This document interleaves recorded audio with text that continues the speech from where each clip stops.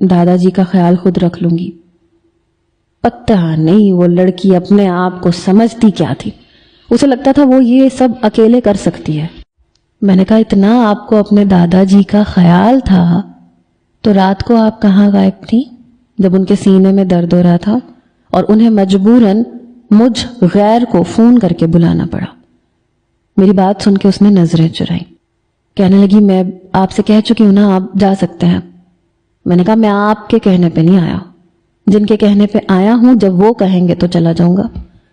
میری بات سن کے وہ غصے سے جا کے سامنے کرسی پہ بیٹھ گئی، سر پہ دوپٹہ لیا اور منہ میں کچھ پڑھنے لگی۔ شاید میرے سامنے رونا نہیں چاہتی تھی، اس لیے بار بار آنکھوں کے کناروں سے آنسو صاف کر رہی تھی۔ کچھ دیر بعد آئی سی یو سے نرس آئی، کہنے لگی آپ میں سے عزیز کون ہے؟ میں نے کہا جی میں ہوں۔ وہ کہنے لگی آپ کو مرتضیٰ صاحب بلا رہے ہیں۔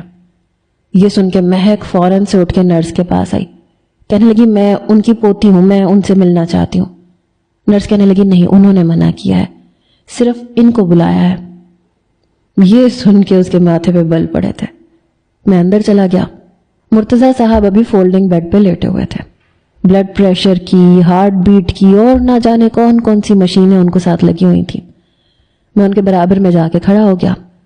میں نے کہا کیسے ہیں آپ، اب طبیعت کیسی ہے آپ کی؟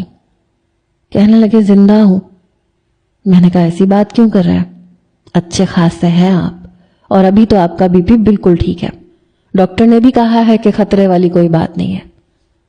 کہنے لگے جب بیٹیاں جوان ہو جائیں، خود سر ہو جائیں تو باپوں کو بار بار ہاسپٹل کے چکر لگانے پڑتے ہیں، جب بیٹیاں منمانیاں کرنے لگیں تو بلڈ پریشر شوٹ کر جاتا ہے۔ شاید وہ مہک کی وجہ سے پریشان تھے۔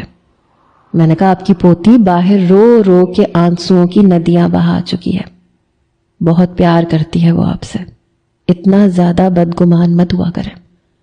کہنے لگے میں جانتا ہوں وہ مجھ سے بہت پیار کرتی ہے، لیکن اس آوارہ لڑکے کی باتوں میں آ کے خود کو برباد کیے بیٹھی ہے، اور میں اسے برباد ہوتے نہیں دیکھ سکتا۔